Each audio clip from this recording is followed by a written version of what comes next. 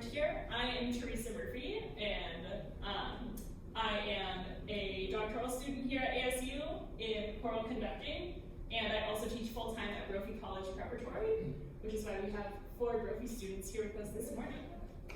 And I'm Sungmin Kim. I'm a collaborative piano DMA doctorate student here at ASU, and I'm also an choir accompanist with Teresa at Brophy. And we also have a student leader today who's going to teach us 2 songs. Matthew. Matthew Hawkins. It's a pleasure. Sophomore at Brophy. Yeah. Should we do plan for today and then? Sure. Oh, no warm-ups. Are you going to do warm-ups first? Cool. Let's stand.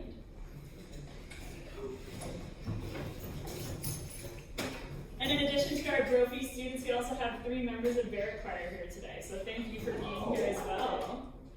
Let's reach up. Let's pick up our whole body. And let's lean over to one side. And to the other side. And reach up with one hand, as if you're trying to touch the ceiling. And reach up with the other hand. And one more time with the other hand. And as you're letting your arms fall, let all of your air out on an SH. And roll your shoulders forward in really, really big circles. And roll your shoulders back. And let's get our feet hips width apart. And feel like we're really centered. When we're really centered over our body, then we can get the best breath possible. So lean slightly too far forward. And lean slightly too far back. And come to a happy medium, where you feel like your toes and your heels are getting all the weight together. Nice. And bend your knees slightly. And push all your air out on an S. As you let the air come in, open your mouth and let your rib cage expand out like an inflating balloon. Again, push it out on an SH.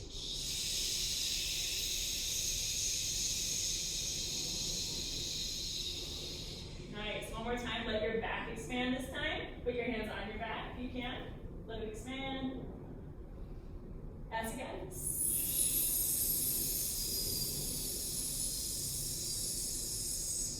Nice. Could everybody give me a yawn? So, yawn with no breath at the beginning. Just a yawn. It's contagious enough, you'll probably do it.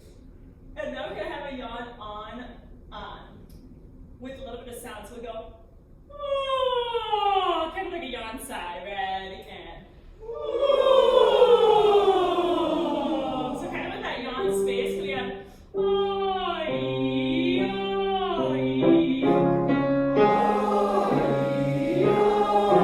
let it slide.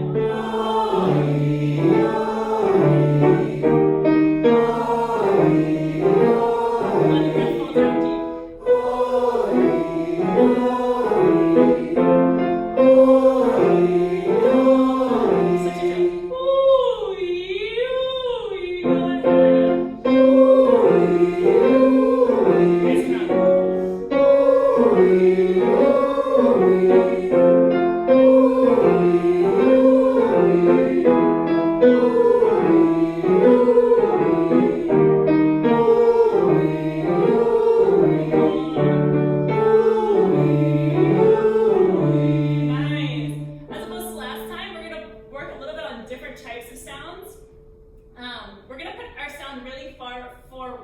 Which means it's going to sound a little bit more tinny, a little bit more in our nose.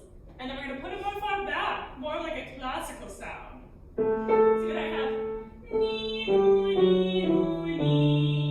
Really right here, ready, go. Yeah, can I have it even, it's really beautiful. Could you have it a little bit less beautiful and a little bit more tinny, a little bit more nasal? Ready? Yes, and then we're going to juxtapose that with no, no, no, no, no. Nice and open. Good. No, no, no, no, no. Nice. We're going to do those 2 back to back.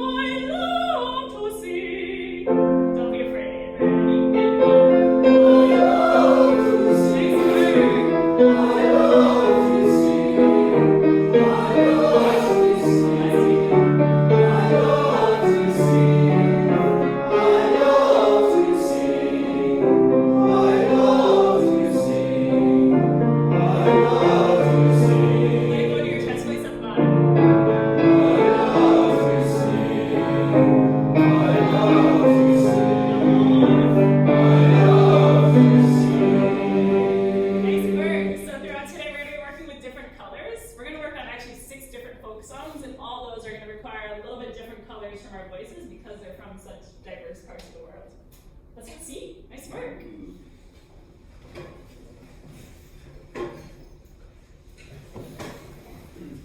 So we're going to talk a little bit about what a folk song is. For those who's here for the first time, anyone have any ideas or know some characteristics of a folk song? Yes. No composer. No composer? Yeah. Anyone else? Some characteristics? Yes. Easy, stepwise motion. Yeah. Yeah, it's very accessible, right? Trophy students. Yes. Traditional. Traditional. Yeah. Generation to generation. Yes. Of course. Yeah. Traditional. Dynamic. What do you mean by that? There's a lot of flow with your voice. Sure. Yeah. Yeah. Folk songs are very cultural. Mm-hmm.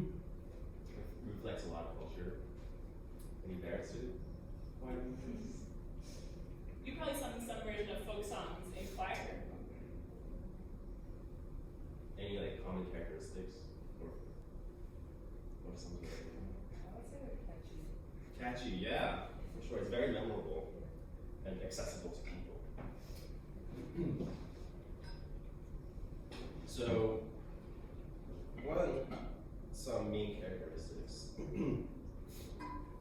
that there's a lot of oral tradition that's being passed rather than written notation, and they are kind of transmitted from generation to another generation through storytelling. And also, there's somewhat of anonymous authorship, but not always. One of the folk songs that we're going to sing today, "This Land Is Your Land," there's a composer, that's Woody Guthrie.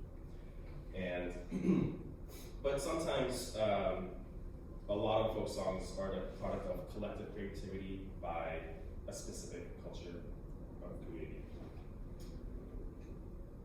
Also, it reflects a certain cultural group, and it reflects the values, the beliefs, the customs, religion, and the history of a community, and they serve as a form of cultural expression and identity. There's also variability, and folk songs can vary from region to region, and they exist in multiple versions, with slight variations in either lyrics or melodies, and the variability is a natural process through the oral transmission. And there's also a lot of common themes such as love, loss, work, nature, and social issues. They also serve a specific purpose within a community, such as work songs, lullabies, or ceremonial songs. And it's also simple because it needs to be memorable. And there's simple melodies and straightforward lyrics. And they need to be accessible to a wide range of people, so they're easily learned and shared. So, we're actually going to hit some folk songs from a variety of cultures. We'll be singing "This Land Is Your Land." I'm sure many of you already know this. How many people know this? How many people don't know this? All right. Yeah. I didn't know this, really. And last week we were talking about this, yeah, it's a common song, but even though I grew up in the States when I was 7, I guess I never encountered this song, but we're gonna, well, I guess everyone will be teaching me. And then we have, how do you pronounce this? Recuerdos de Pacaraí. Can everyone say that? Recuerdos de Pacaraí. From Paraguay, that Teresa will be leading. And then we have "Come By Here," an African American spiritual, led by Matthew Hopkins. And then we'll have a brain break with some refreshments. And then we have "Leaving at Liverpool." This was a song that Teresa taught last week. It's an Irish folk song. And then there's a Korean folk song that we taught last week that we'll revisit. And a folk song, it's also meant to be revisited, right? It's I mean, somehow you like internally know, you like learn it from childhood. You don't know how you first learned it, and it's meant to be sung again and again because it's part of your culture. Swing Low, Sweet Chariot, African American Spiritual, led by Matthew. Yeah, so we're getting a lot of variety of cultures, stepping out of our culture, out of our comfort zone. And Teresa, she's not Hispanic, she's Irish, but we're very familiar with the Hispanic culture because she lived in Latin America for a long time. Right? So it's very exciting. And then we'll have some discussion about the folk songs, I would say, reflect on them. All right. So, you want to join us, Teresa? Let's have you scoot down so you can actually read the projector so this thing isn't in your way. Are you able to see it? If we scoot down. Yeah.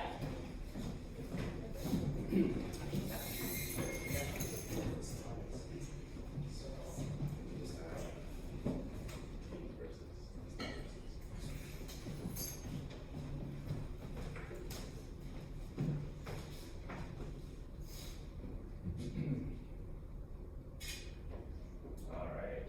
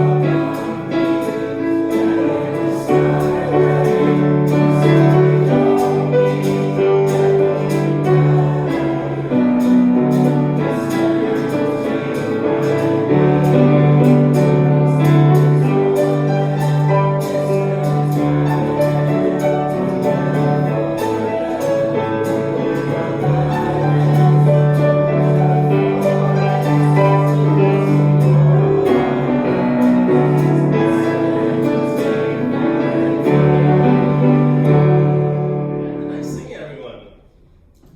So, does anyone know the history behind this song?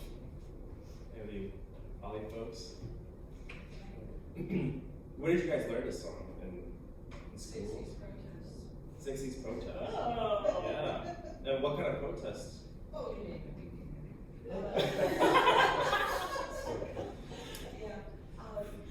Yeah, I mean, it was kind of part of what people sang to keep the morale going when you were marching or when you were sitting in. It's very upbeat, but the second verse talks about being someplace where there was a sign that said no trespassing. Yes. But on the other side, it didn't say nothing. This land is made for you and me. It's Yes. kind of a left-wing thing. Right. So it's part of it. Yes, of course. Yeah, so and it's a little bit controversial because it kind of celebrates the beauty of America, but it also has a connotation of manifest destiny because, I mean, and so to the Native Americans, it's not the most, it's not the best thing. But also it was also viewed as like a left-wing protest song, and just the lyrics that you mentioned. What was the lyrics again? He's going somewhere and he says, there was a sign that said no trespassing. Then the next line says, but on the other side, it didn't say nothing. Yes. Meaning he had trespassed. So, Right. Yeah, exactly. So there's also that social issue, and Woody Guthrie, he was a very left-wing person who that was like the original intention for the song, but now it's kind of like a little bit left behind and to celebrate more America in a positive light. Yeah, but also like to me it sounds like it's like welcoming immigrants, and I'm an immigrant. I was born in Korea and then I came here when I was 7, so it sounds very welcoming. So there's like different interpretations, but also and so there's the factor of variability, interpretations, cultural context, songs of protest, but also songs of like unity, songs of rousing patriotism. Yeah.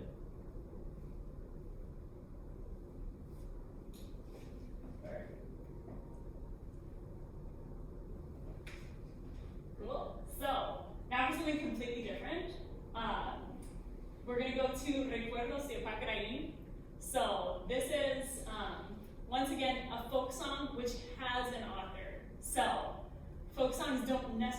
need to be anonymous, but they do need to be taken up by an entire community after their writing to really be considered a folk song. So I lived in Paraguay for a couple summers, and I'm very lucky to be a musician because in Paraguay, one of the main things that you do at parties or like when you're just at someone's house is that you gather around the table, eat some food, and then you sing for at least a couple hours. Like that is the normal dinner in Paraguay. And so this is one of the songs that would come up often. And I had always just assumed that like it had been a folk song that had existed for like centuries, and there wasn't really like any official writer to it. But researching this past week, as I decided that I wanted to teach it, I found out that it was written in 1947 by Demetrio Ortiz. So pictured here, he is one of the foremost guitarists and folk song artists of Paraguay of the 20th century. And this song, allegedly, it's a great legend, so I'm going to tell you, allegedly was written from his personal experience of the summer of 1946 when he and his band were touring throughout the whole country of Paraguay. They went to Lake Upacaraí, and here he met a woman, and they fell in love, and it's about Upacaraí, I've been there, it's like 2 hours from the capital of Asunción, and so he would travel back and forth from Asunción to Upacaraí. She would also visit, and they were planning on being together forever. And then 1947 hit, the Paraguayan Civil War, and most artists were forced to leave the country to look for work other places. So he actually ended up going to Argentina and touring Argentina with his group because the economy there was so much more stable and there was so much more funds available to artists. So supposedly, when he was on tour with his band in Argentina the next year, he was very sad, missing the love of his life, and he wrote this song about her, which speaks about their nights walking on the shore of Upacaraí. And as I was reading this the other day, I was like, this is literally the story. You'll see in the text, this is word for word what happened to him. So we can go to the next slide for the text. Can I have a volunteer to read the English translation? This is the verse that I'm not going to make you sing. I'll sing this, but I want you to understand it. Volunteer to read the English. Let's go, Michael. A warm night, we met each other next to the blue. It's hard.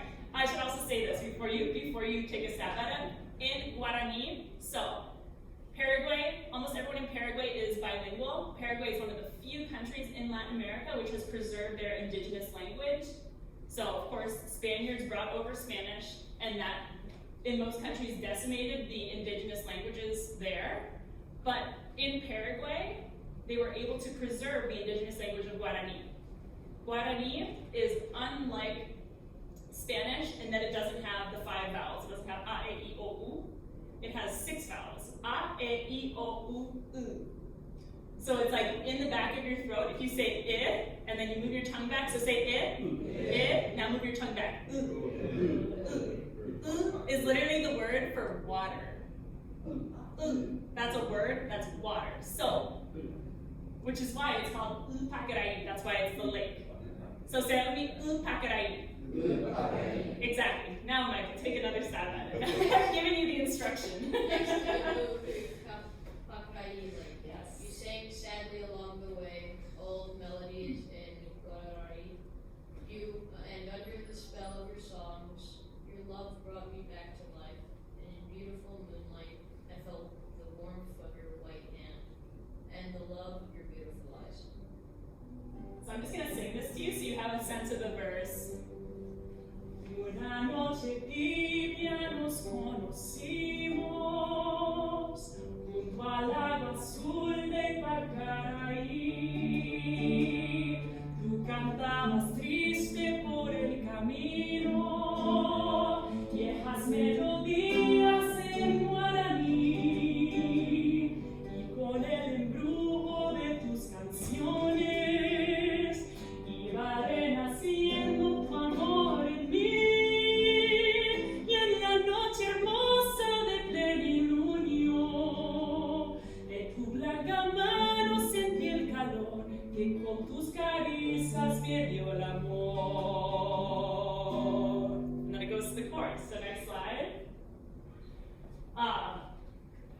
Another person read English first. Let's go, Joseph. Where are you now, my love? That I no longer hear your sweet song. Where are you now? My whole being longs for you. Everything reminds me of you. Next to the blue Upakari lake, everything reminds me. Everything reminds me. My voice calls you, my love. Exactly. Nice reading. So, another part of the story that I forgot to say is that when they were walking along the lake in this legend, she was supposedly singing to him, and she was singing him songs in Guarani, so like in their native language, native language. So this is a song of a lot of nostalgia, and we're gonna sing the chorus together. Kunyatai. Anybody recognize that word? First of all, who here knows Spanish or knows some Spanish? But you don't recognize Kunyatai. So what language do you think it is? Uruguay? Guarani. Guarani, exactly, right? So Kunyatai, it literally means girl, but in this case it really means more like my love. It would be weird in English to say, where are you now, girl? So I heard, where are you now, my love? So this part will be, ¿Dónde estás ahora, Kunyatai? Go for it. ¿Dónde estás ahora, Kunyatai? Que tu suave canto no llega a mí. Que tu suave canto no llega a mí. ¿Dónde estás ahora? Mi ser te añora con frenesí. ¿Dónde estás ahora? Mi ser te añora con frenesí. Let's sing all that from the top. ¿Dónde estás ahora, Kunyatai? Que tu suave canto no llega a mí. And then it's, ¿dónde estás ahora? Mi ser te añora con frenesí. And listen here. Todo te recuerda mi dulce amor junto al lago azul de Pacaraí.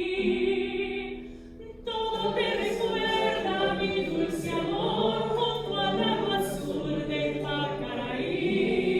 Todo te recuerda, mi voz te llama, Kunyatai.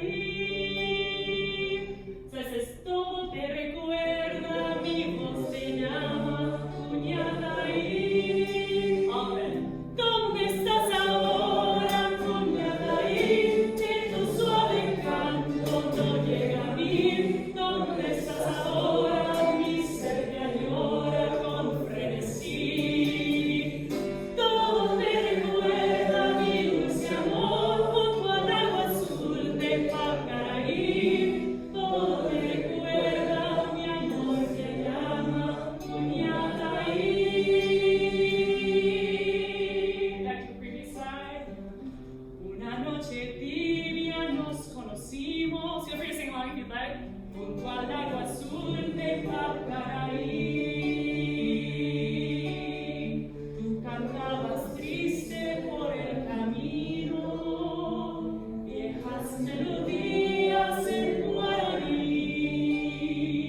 Y con el brujo de tus canciones iba renaciendo tu amor en mí.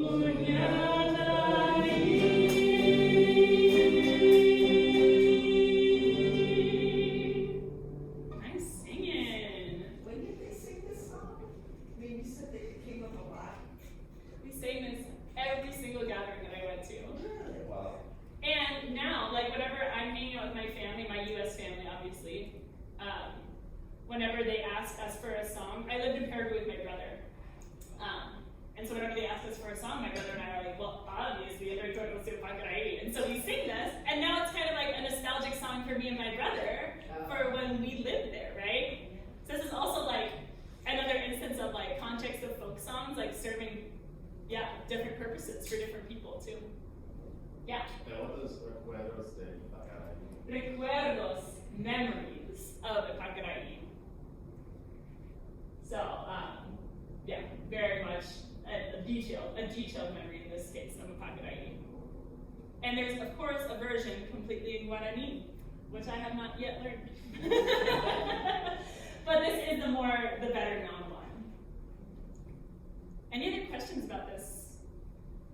It just seems like it's a love song. It doesn't seem like it would be a song you would sing at every occasion. Right? Yeah. Yeah, it's fascinating. But it's also like, it also has this love for the lake Ipacaraí, right? And like in Paraguay, where they don't have any ocean, it's a totally landlocked country. They're very proud of the water that they do have, right? So this is also like a pride for what we naturally have in Paraguay. Awesome. Let's go forward. Matthew, take it away. Oh my goodness, you cannot see this. Oh my goodness. Okay, can you guys do that?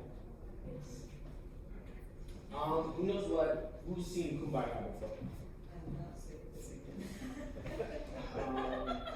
What word would you associate, or what connotation would you associate with the word? Happiness. It's all religious to me because I sang it a million times in church in our youth group. So That's why you don't want to sing it again. I'll sing it. Yeah. We sang it around the campfire a lot, so to me it's just very peaceful. Peaceful. Has anyone ever heard someone say Kumbaya? Yeah, everybody has. So basically this word, it kind of does mean peace, it means happiness, it means like Kumbaya. It's cool, it's Kumbaya. But it actually could be translated to come by here. The song Come By Here, My Lord was not necessarily written or composed, but it's a Negro spiritual. It comes from the slavery period, the period of slavery. And basically the song was saying that we're praying to God, we're asking Him to be with us in times of oppression and tragedy. It kind of says that right there. It says the first known recording of the song was made in Darien, Georgia, in 1926. It was sung by a Gullah Geechee man named H. Wiley. The chorus was actually "Come By Here," which in Gullah's Creole accent sounds like Kumbaya. Over time, the pronunciation transformed into what we know today as Kumbaya. The hymn was a call to God to come and help people as they faced oppression. So we're going to sing the song in a second, but basically Kumbaya was an African translation of "Come By Here." So the song goes, "Come by here, my Lord, come by here. Oh Lord, come by here." Somebody needs the Lord. Come by here, oh Lord, come by here. I'll sing it really quick. Come by here, my Lord, come by here. Oh Lord, come by here. Someone needs you, Lord, come by here. Oh Lord, come by here. So with Kumbaya, we would say, Kumbaya, my Lord, Kumbaya. Oh Lord, Kumbaya. That's what you hear around the campfire. So, is that easy enough for everybody? Awesome.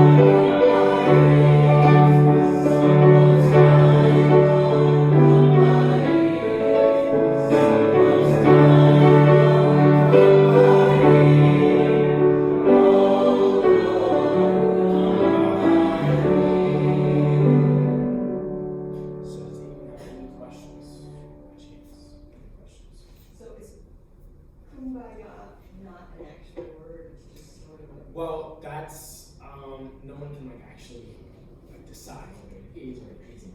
Some people think it's just the way people, based off their accent, they said they made up the word kumbaya, and then someone wrote it down and they sung it in so many different places. So everyone just sung kumbaya. Or it's a direct translation, so come by here to kumbaya. So, In your community, did you hear it first as come back here or kumbaya? come by here. Come back here. I guess that's like the variability of nature of the folk songs. And I'm sure you all heard it first as kumbaya, right? Yeah. And anyone else hear at first as come by here? But that's really weird because the African American community You uses, came from. yeah, it's like more English than kumbaya. Did you know the song before song? I think I like learned it in like piano. It was like one of those like piano like learning in the method books. I was really little, but I went to a Korean church. We didn't sing these.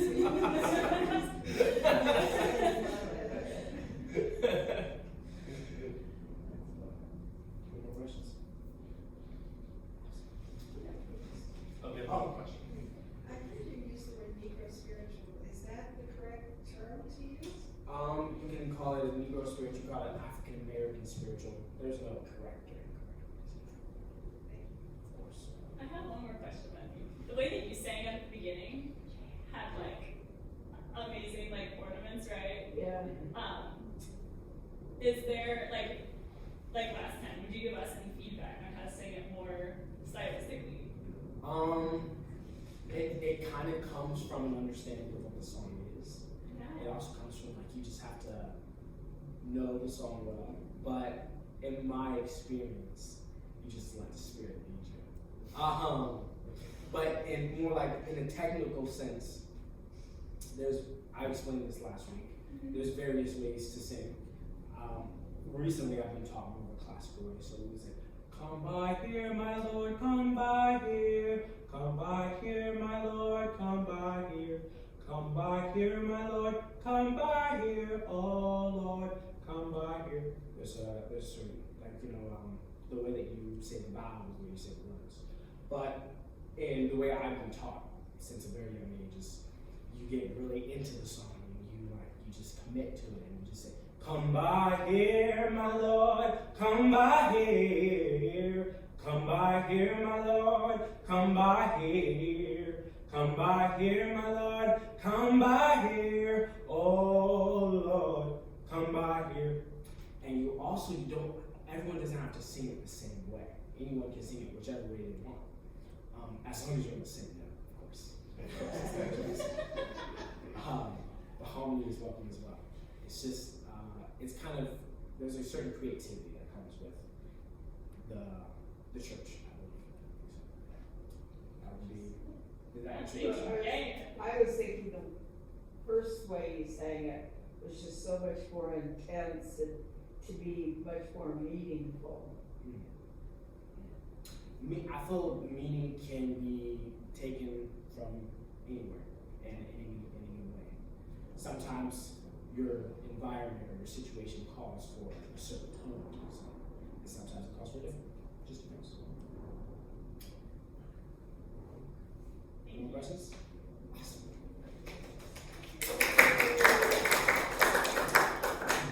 Oh, it's break. Yeah, so we got some refreshments in the back. Thanks to Ollie. And thanks to Nate for getting those.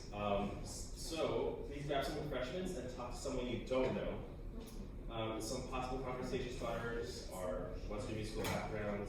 Do you have a favorite genre of music? Or what do you prefer? Or just whatever. So yeah. Feel free.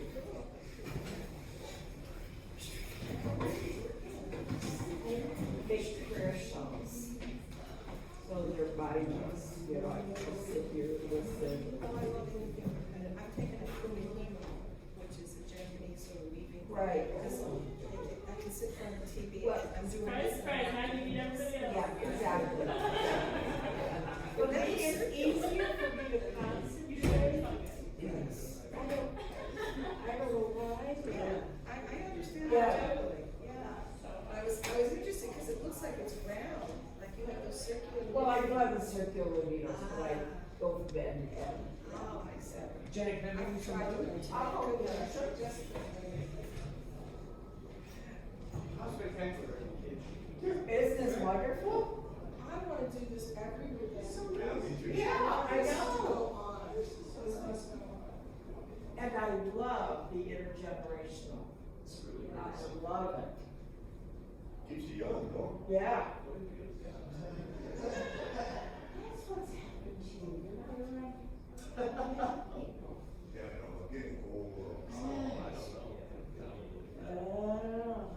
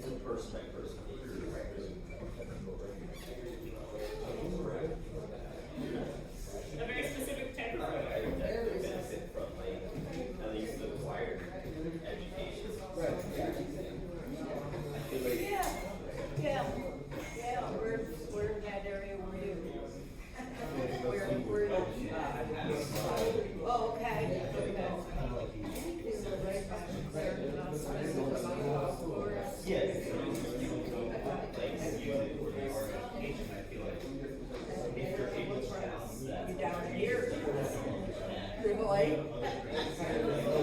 Or yeah? I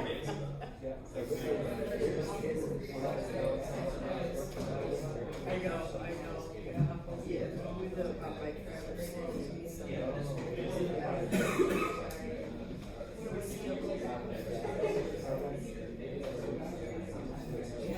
I enjoy going back. And we have the same class, so you'll have those images to work with. Yeah. Cool. Alrighty, we're gonna get back to some singing. Now we're gonna go with an Irish folk song. So this is very much my heritage. My parents were both Murphys before they got married. And not related, we have a 10-generation family tree that proves it. But all that is to say, we are 100% Irish, and I grew up singing folk songs with my family for as long as I can remember, and Irish step dancing with my dad for as long as I can remember. So this is a song, Leaving at Liverpool, that we have sung as a family for a long time. And for those of you who were here last week, you do know this. So, or if you've learned it in Brophy Choir with me, feel free to sing the chorus with me right now. So fare thee well, my own true love, for when I return, united we will be. It's not me, the other, that frees me, but my heart in heaven thinks of me. So, last week we went all through the historical influences. I'll do those quick for the people who weren't here last week. Leaving at Liverpool does not have an author that we know of. It's estimated that it was written around the middle of the 19th century, during the time of the Irish potato famine and the California gold rush. So, guess how these two have to do with each other? Joseph? Basically, Ireland had a big famine where they couldn't grow their main crop, which is potatoes, and so they had to leave the country because they couldn't feed themselves, so they headed to the United States, Liverpool, and other ports. Exactly. And Liverpool, even though it's in England, it was one of the most traversed ports. So even though it is Liverpool, it's still an Irish folk song. And a lot of the time, families would go over to the US, or just the father of the family would go to the US. So this is a song of a man who has to leave his family and his loved ones to go and seek gold and to seek whatever kind of finances he can find to bring it back to his family, with the hope of returning, of course, but nothing is for sure. So next. I have a question. Yeah. I once heard, I want you to tell me if it's true, that the Irish influence worked its way down to southeast US, and that's where a lot of the bluegrass comes from. True or not true? It is very true that Irish influence is in bluegrass. Isn't that Yeah. so? Very true. My family's got a lot of Irish in it, and we landed in North Carolina and Georgia, so. Oh, Yeah. that's cool. Yeah, so it definitely is. And real quick musical background, what is a sea shanty? A bar. Not a bar, but what is usually being drunk when you're singing sea shanties? Oh, it's like that thing in the ship. Some kind of booze, some kind of alcohol is usually being drunk. Sea shanties are somewhere. Let's see. At sea! On your board a ship, right? So a lot of the time it would be Irish men who would be traveling together, and they would sing together to try and raise the mood, right? Even though they're away from all their families, they would sing these songs to try and remember them. This song, even though it was written around 1850, was not officially collected and recorded until 1942. And since then, it's been performed by a variety of groups. Originally, it would have been just sung with the voice, without any instruments, right? Because below Jackie usually wouldn't have any instruments. But since then, chords have been put to it, just like I just played, and it's been played with many different instruments, such as accordion, banjo, violin, fiddle, So, it's Let's go to the next one. We're gonna do the verse together. Prince's Landing Stage is the main part of the Liverpool port. So this is the person leaving Liverpool.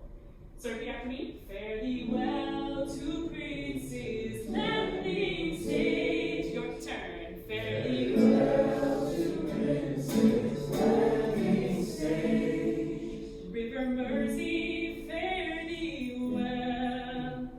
River Mersey, fare thee well. I am bound to California. I am bound to California. It's a place that I know right well. It's a place that I know right well. Let's go to the chorus. So fare thee well, my own true love, for when I return united we will be. It's not the leaving of Liverpool that grieves me, but my heart and I think of thee. Nice. The next verse, same exact tune, so let's just go for it. Different words, same tune. Try and fit it in. I am bound on a Yankee clipper ship, taking rockets turning, and emergency's the captain of her, and they say that she's a floating chorus. So fare thee well, my own true love, for when I return united we will be. It's not the leaving of Liverpool that grieves me, but my heart and I think of thee. Next verse. Now the sun is on the harbor, love, and I wish I could remain. So this one. And I wish I could remain. Your turn. And I wish I could remain. Keep going. For I know it will be a long, long time before I see you again. That last part. Before I see you again. Your turn. Before I see you again. Yeah, this whole last verse now. 1 and 2 and now the sun is on the harbor, love, and I wish I could remain. For I know it will be a long, long time before I see you again. So fare thee well, my own true love, for when I return united we will be. It's not the leaving of Liverpool that grieves me, but my heart and I think of thee. Nice singing. Fast learning. Any questions about this song? So when you sing these songs, do you immediately become surrounded by your family and those memories? For sure. Yeah. And I think a lot about I think I mentioned my grandma last time. Yes. Yeah.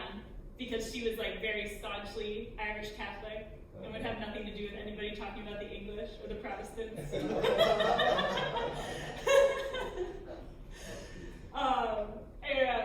so I automatically think of her because she was always the one who would bring us back together and would have us like do Irish dancing together or go to the Irish dances, you know.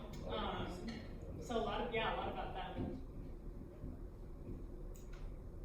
Cool. Let's go to the next one. That song makes me feel some type of way.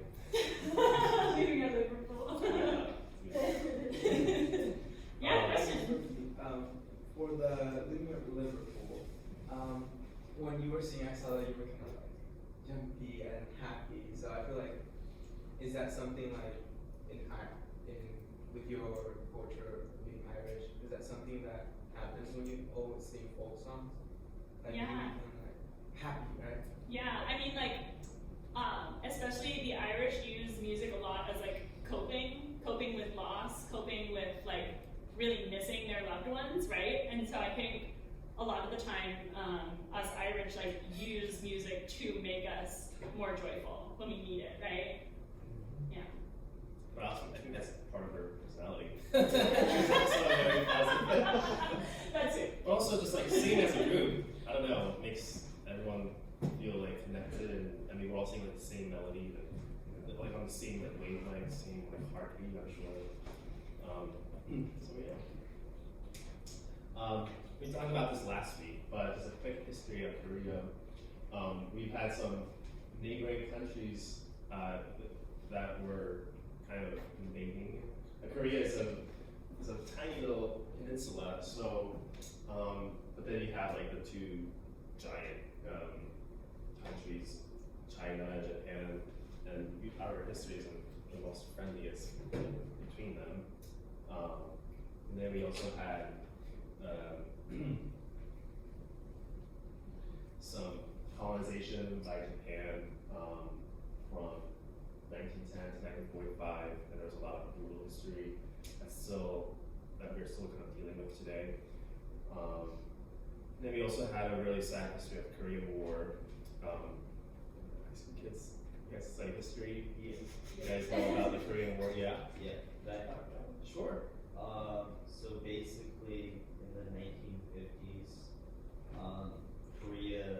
Northern Korea, became friends with China and the rest of the communist world at the time, and they kind of wanted to take over the entirety of Korea to become like a communist country. Yeah, to like unify. Yeah, to Their unify the two halves. And the southern part was mainly a democratic republic at the time. And Yeah, it was it was a union capitalist. Yeah, I don't think it was democratic. I think they had like they had like a main leader, yeah. but basically they called up the United States and be like, we don't want to be invaded by these people. And at the end of the war, it was kind of, Korea was basically divided in half, and families were separated, and Yeah, of course. And now families are like separated, but I think nowadays it's kind of weird and heartbreaking is that I don't know if like South Koreans really want to be reunified because the families that were separated is like now kind of like lost. yeah, a lot of the families, especially as North Korea became like the hermit kingdom and basically isolated itself from the rest of the world. Right. A lot of the families and their lineage has been like lost. But also with like Korea, like South Korea, if we were to reunify, it would be kind of devastating for the South Korean economy. But at what cost, you know? So that's kind of like I mean, actually, my friend was talking to me about this because this song. So we have Korea had a lot of like painful history in our past, and we have something called the Han, which is like a feeling of like anger, sadness, because of like such devastating effects of history that apparently like common in all our music, but also in our like blood. But yeah. And so apparently this song is also representative of like the U.S. and Korean relations. So I think a lot of like U.S. like militaries sing this in Korea to like show their support. In South Korea to show their support. But also Korea, this Koreans I think also use the song as a hope of reunification at some point for the freedom of North Koreans. It is a really sad song, and we'll go over the language so you get to speak Korean. So can anyone say Arirang? Arirang. Yeah, so Korean language is very syllabic. Like my name is Sungmin Kim. We always have a character for each syllable. So my name is Sungmin Kim. So each syllable is very like pronounced. So we have Arirang. So everyone say Arirang. Arirang. Arirang. Arirang. Arario. Arario. Yeah, so that R is it's kind of like an L. It's actually an L in the Korean alphabet, but I don't know when it's romanized. I think it's more like a flipped R. 아리랑 고개로 넘어간다. 나를 버리고 가시는 님을 신이도 못 가서 발병 난다. Good. Does anyone want to read the English translation? Yeah. Arirang arayo, crossing over Arirang Pass, the one who abandoned me shall not walk even 4 kilometers before their feet hurt. Yeah. And he's you're part of the freshman choir, and we were actually singing this song at Brophy. So we invite you to come for our Brophy choir concert on February 28th at 7 p.m. at the Brophy Chapel. Yeah. Cool. So we have this musical influence of a pentatonic scale. So there's 5 notes in this scale, and actually let me teach it to you so that's here.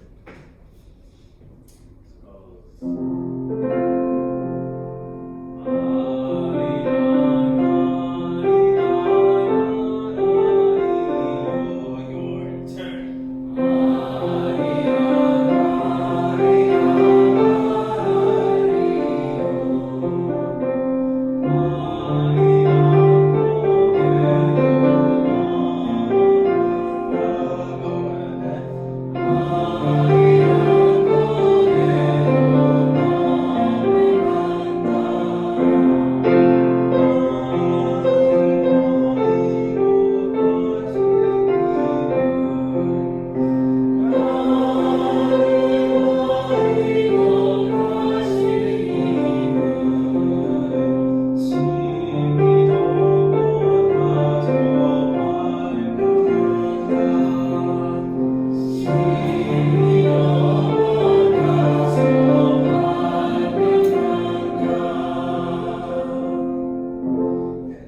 So, can you go to the next slide, please?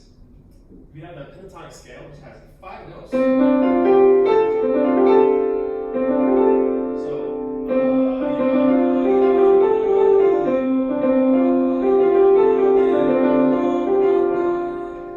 This is an octave.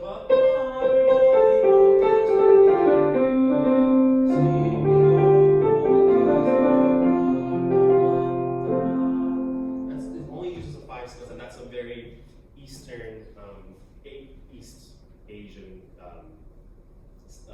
characteristics in our music. We don't have our regular that's a very Western European musical parameters, but in the East Asian culture, we have this pentatonic scale where it doesn't have any like strong we don't have strong time and relationship. It's just very fleeting, kind of like taking it as it is. So, and then we talked about the Han, the Koreans, the social cultural concepts that's often described as a collective feeling of unresolved resentment, pain, grief, and anger. So let's just sing this one more time before we move on. Ready, and go. Thank you.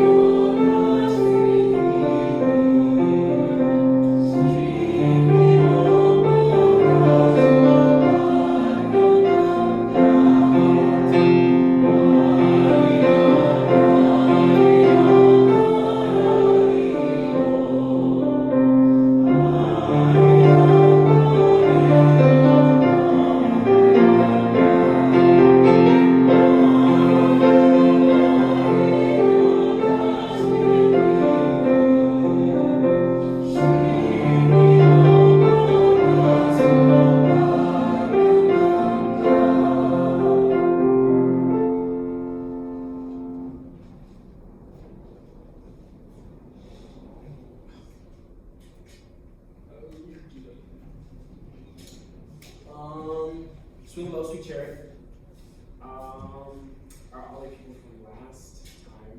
Remember this? Anybody who wasn't here last week, do you guys know what this song is? Go ahead, raise your hand. Great. Okay. So basically, this song originates from the period of slavery as well. It is an African American spiritual.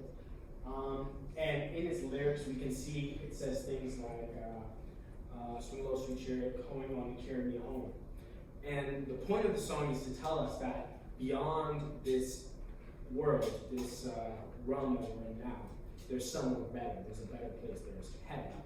And that's telling the slaves who are going through the most terrible period in the African American history, the African history, but really in slavery as a whole. There's never been any worse form of slavery than the one that was endured by the African American community. Others, the Haitian community too, it's been terrible.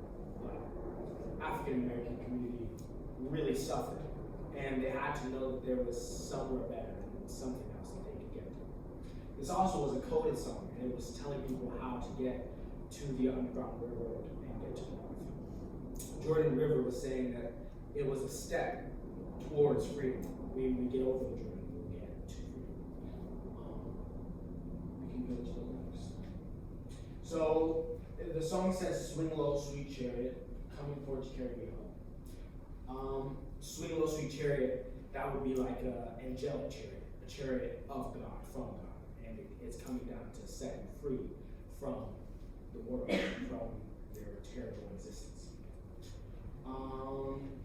Kind of similar to what Ms. Murphy was saying before about the way that you sing. She asked me how should you sing and why. I kind of answered that question wrong, and here's why. The African American community has very specific ways to sing specific songs, and that comes from sheet music and learning over time and time and time. Gradual increases versus one increases versus choppy stuff like the song we were just singing. But with African American spirituals, it's a different form of music. It's different folk. There's a difference between a folk song and a gospel song. There's a difference between a folk song and a song that you sing in church. When you're singing a folk song, it's kind of anybody can sing it any way that they want, because it's meant to help people in whatever situation they're in. So, for example, slaves were in terrible situations, but by them singing the song, whichever way they wanted, whichever key they wanted, whichever form of music they wanted, their spirits were lifted, and that's the goal of this. So I'll sing it really quickly, and then I'll sing it. You sing the song first slowly, and then you speed up. So it'll be, swing low, sweet chariot, coming forward to carry me home. Swing low, sweet chariot, coming forward to carry me home. And then we'll speed up and we'll swing low, sweet chariot, coming forward to carry me home. Swing low, sweet chariot, coming forward to carry me home. Everybody ready to try? Any questions? Okay, let's try.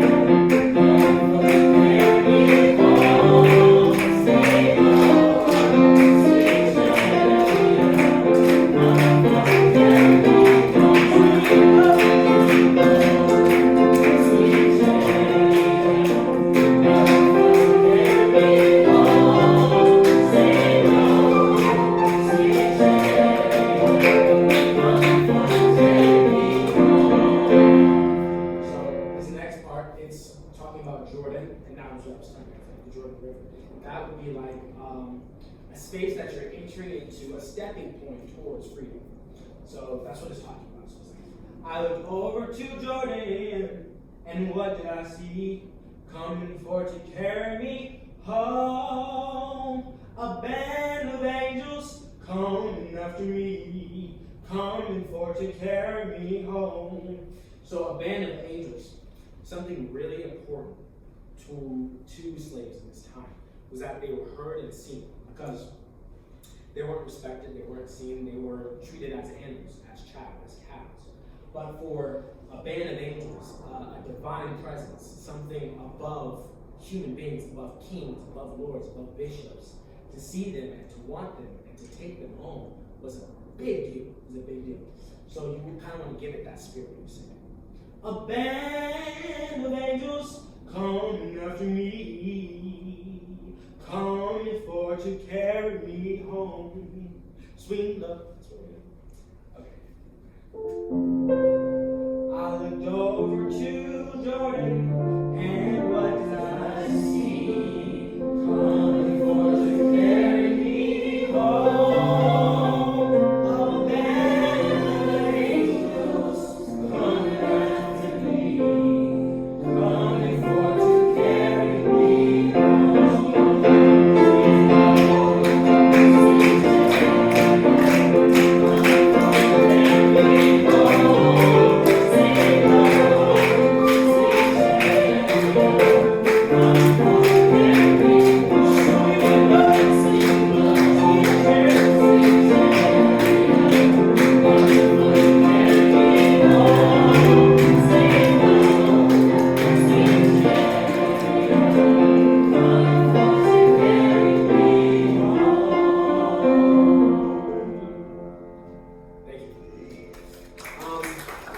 One thing I didn't tell you guys was Willis Wallace was the slave that kind of transcribed this and sent this to Fisk University. He did that when he was with the Choctaw tribe, and he wrote the song down. He sent it to Fisk University and HBCU, Historical Black College University, and they sung a world tour and made this a song that you guys will hear today. Any questions? I just kind of wondered when it says, like, if this was a coded song, could the band of angels have been somebody from the Underground Railroad that would be? 1,000%. 1,000%.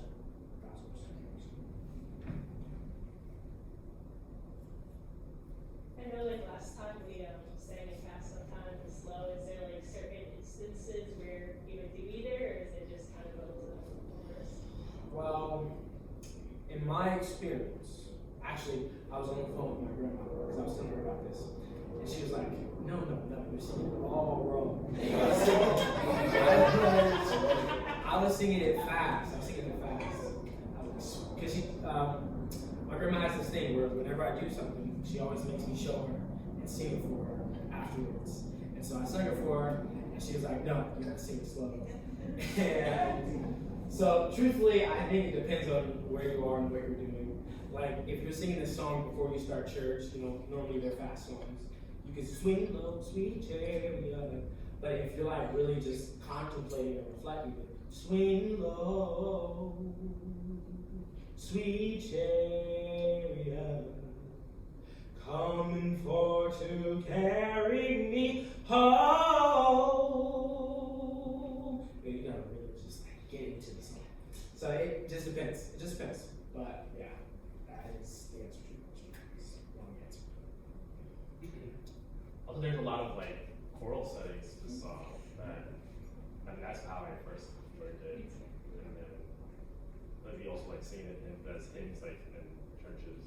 That's what I was doing. Hymns, different between choral songs and hymns.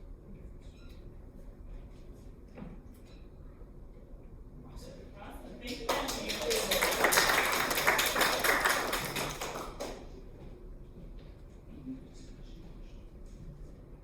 Cool. So now before we go into, we have about a half an hour left, so we'll do some group discussion, and then we'll kind of end singing through all the songs one last time, kind of as the final time that this choir will be together, right?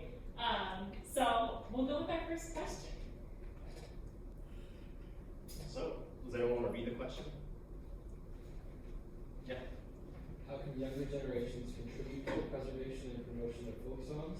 And how can older generations support and engage with the evolving musical landscape? So I'm glad that we have a variety of generations from older to younger. So thank you all for being here. Hope we made some great connections. Any thoughts? Yeah, Mike.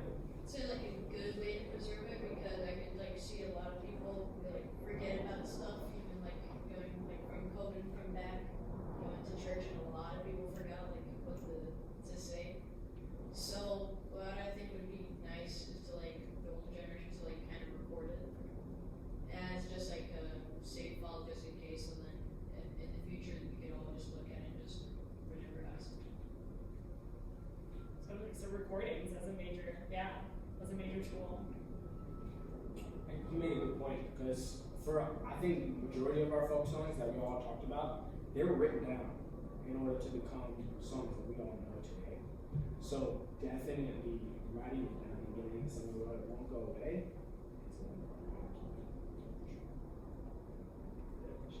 I think it's important to not only writing it down, but sharing it. Folk songs I feel like are meant to be shared, are meant to make us feel at home, make us relate to one another. Because we're all human, we're all have shared experiences that may change with some variety, but we've all been through certain situations that we can relate to each other. And sharing that will keep that folk song alive, keep that connection alive, and never forget it. Do we have a hand up here?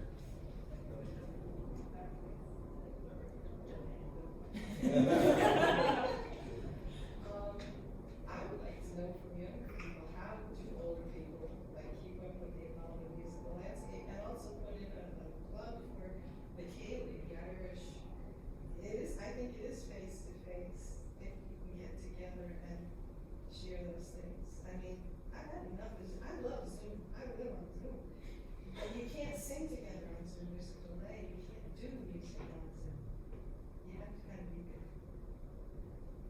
So, but I would like to know from the younger people, you know, once I had kids, it was like, that was it. I stopped listening. I didn't have the time. So,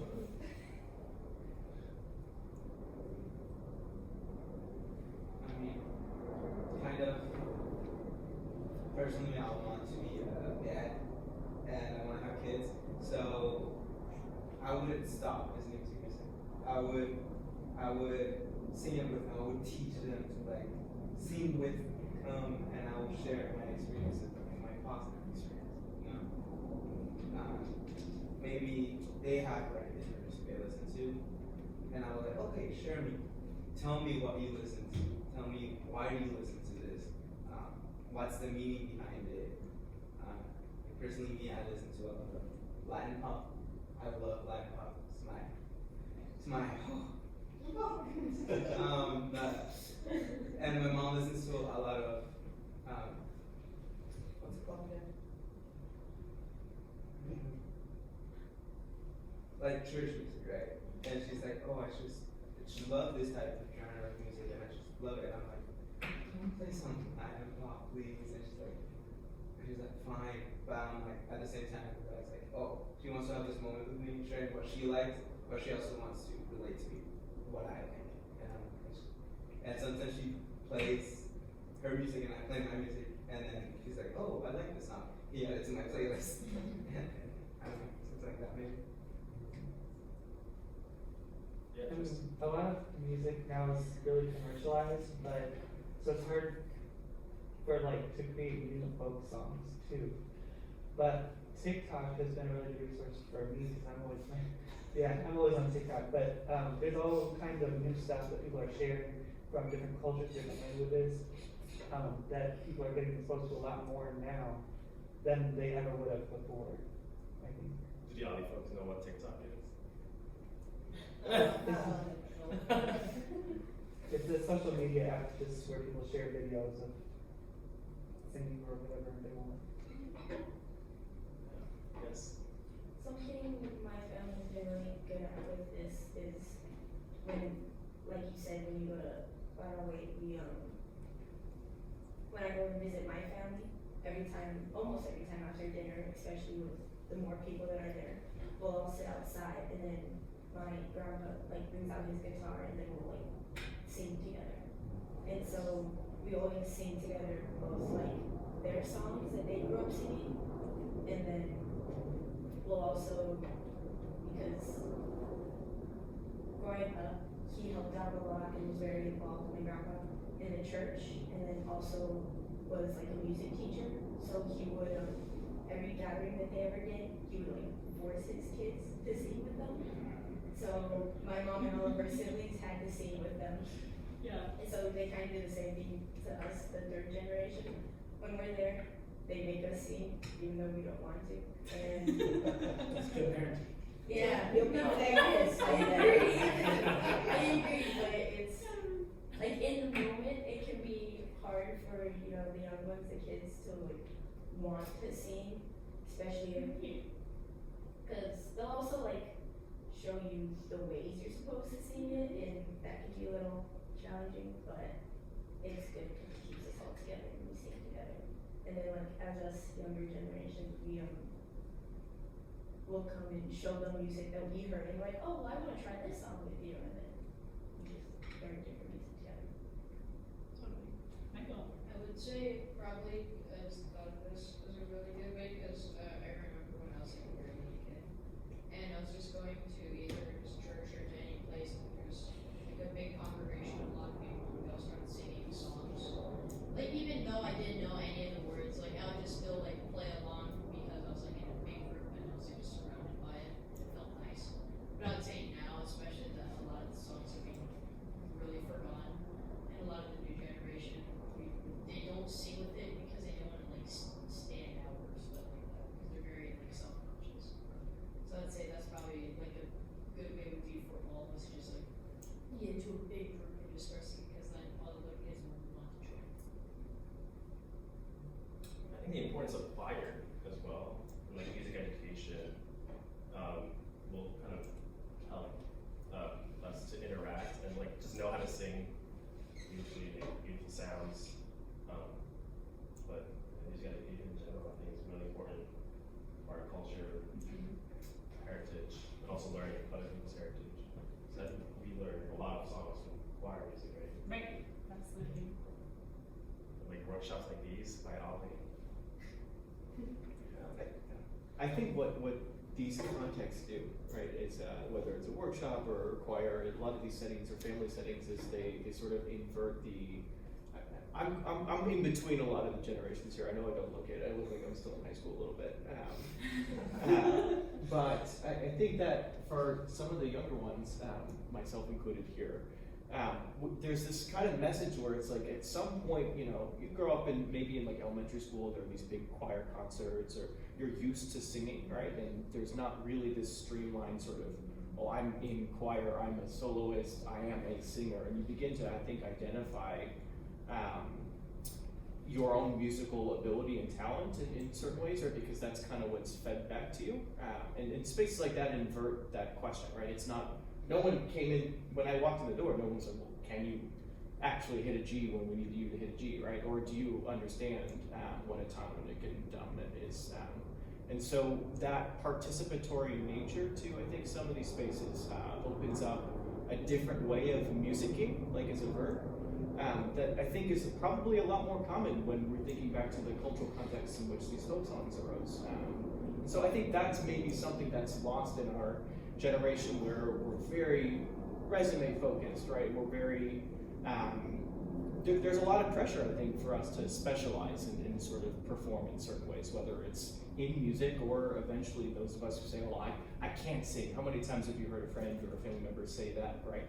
When they can, it's just they feel like they ought not to. Yeah. So thank you to Mr. Kim and Ms. Murphy, for this really fabulous workshop. Yeah, I was wondering, reflecting back on what you said, are there things being sung now that maybe in the future will be a folk song? Great question, right? And I can't, I don't know. you know, was that a certain era in our development that people did that? Right, and I think that I think it brings to, it calls to mind the question of is there even enough singing being done right now in general for there to be folk songs? Right. I feel like my family is probably weird in the way that we sing together all the time whenever we come together. There are 30 Murphys whenever we have a gathering, and then we sing. We'll sing I think one of the songs that we sing the most is American Pie, right? Or even Wagon Wheel, rock me, mama, like a wagon wheel. And so if our family was the norm, then I would be oh, maybe those will be folk songs in 40 or 50 years, right? So I guess it's all a question of what kind of sample size are you looking at when you're asking? Chris? Yeah, I feel like music is such a beautiful connection when you're singing with someone. Yeah. And it's you got the perfect lyrics, you got this and that, and then you're just on with them. You're connected. I feel that with my mom. Sometimes she's singing and I'm singing with her, and it becomes this thing where it's we are singing, we're one together when we're doing music. And it's so beautiful because she gets in the moment, and mom has the voice of an angel. Personally, me, I think she has the voice of an angel. And she's just someone I look up to a lot, but when she sings, she doesn't sing just to sing. She sings because it's something she loves and you can feel it. And it's just, I feel like sometimes people don't realize that singing can be such a powerful thing to connect family, friends, anyone really. And now I feel like people are realizing music is something you can connect on, but it's also something that they lost. Because in my experience, I've been self-conscious about singing most of the time when I was younger, and when I was in my short life, right? My friends were oh, you like to sing? You do you then, okay, kind of right? But besides that, I have the personal philosophy if you tell me I can't do something, I'm gonna prove you wrong. But that's something that really kind of they're telling me I'm singing that's weird, and I'm well, it's not weird. I'm singing because my mom sings, and I love my mom, and I want to be like my mom. But at the same time, I have the influence of my friends that I want their acceptance too. I want them to be I want them to and for the younger generation, I feel that's a lot a popularity contest. Oh, I can't do this because they're gonna think I'm weird, or I can't listen to this music because then they will listen to that music. I feel that's kind of because there's a vulnerability to music too. It's we're always we're sharing the same emotion. Yeah. It's emotional. It makes you feel some type of way. But also just I guess try to be able to connect with other people about emotions, collectively. Do you have something to say? I was just saying, coming over today, we've all heard about dementia and music, but they're in an interview with a choir that's half non-dementia, half dementia. Wow. And they did quotes and processes, so you learn among other things, just like these folk songs, there's a historical connection, there's also a feeling that I belong, somebody cares about me. And the neatest quote was, Joe knows all these words to all these songs, but he can't remember what he did 30 minutes ago. Yeah. It was very powerful. So music is powerful. You know that, but a lot of science going on in connecting outcomes to music. Praise God for people like you. Holy buckets. We're gonna go into singing really soon, but I think Joseph Yes. I feel like I've heard from a lot of people how music is very therapeutic and very much use music to really feel emotions they can't really express through normal means. And I think, at least with the younger generation, I feel like a lot of us would rather listen to music rather than like express it, like singing it. I don't know, maybe that's just me, but I feel like a lot of us necessarily don't want to sing because we would rather listen to it. Unless you're at a Taylor Swift concert. Yeah. And you're singing. Everybody sings.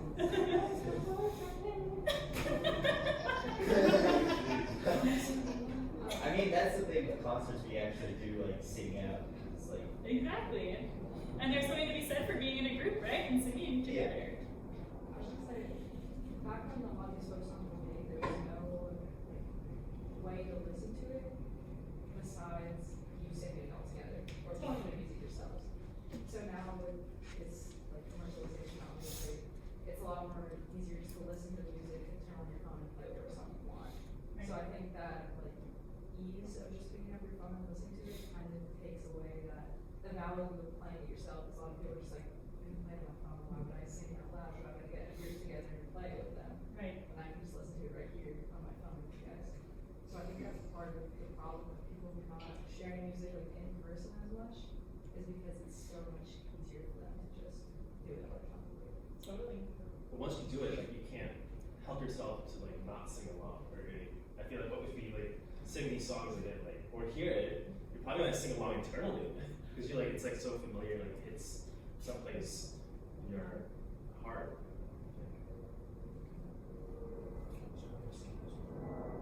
Let's get this one. I think we got into these questions naturally. Let's go to the next one. Next.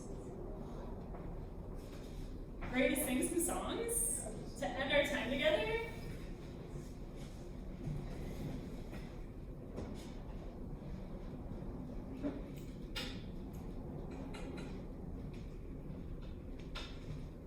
It was just so funny because I think last week we were talking about who knows this song because I didn't know this song. Right. And we have all the white folks and like raise your hand and me and Matthew we were like What are they? And then we started singing it to them and they were like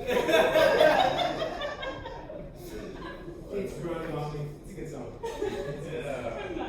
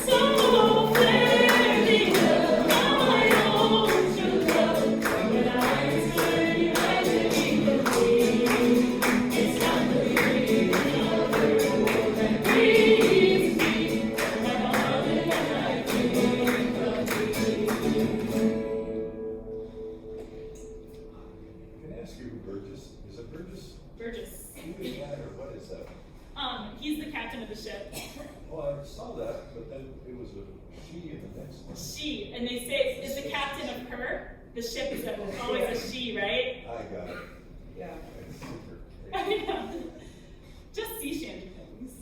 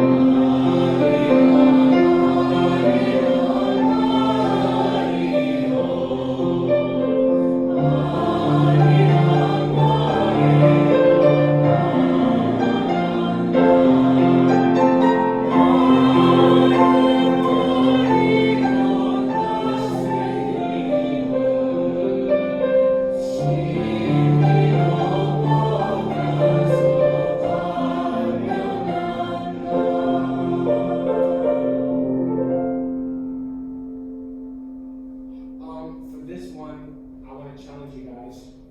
Just one time all the way through, we sing it slowly, and then one time all the way through, we go like. Thank you very much.